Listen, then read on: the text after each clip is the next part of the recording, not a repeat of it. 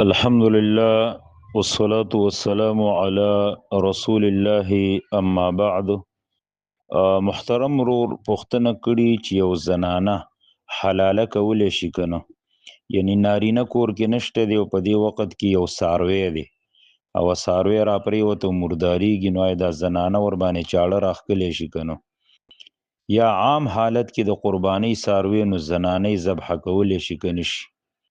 بالکل د زنانه ذبیحه چې کوم ده حلاله ده په اتفاق د علماو سره، او هر کله چې زنانه د ساروی په حلالولو باندې پوهیږي او چل ول ورزي نو بالکل ساروی ذبح کولی شي. دی باندې دلیل حدیث ته د امام بخاری رحمت الله علی په کتاب السوید کې راوړی دی، حدیث نمبر دی 5504 د کعب بن مالک رضی الله تعالی عنه یو وینځ واغې به ګړي بيزي سره ولي، نو ان امراه ذبحت شاة بحجر فسئل النبي صلى الله عليه وسلم عن ذلك فامر باكلها. نو هغه یو ګړه زخمی شي نو بس مړه کېده ایسته په 13 کانی باندې ذبح کړي و دغه وینځي.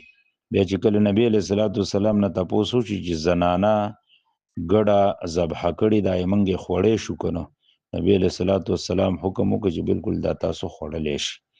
دا دلیل دی چې زنانه هم حلاله کولې شي، دا غي حلاله ده.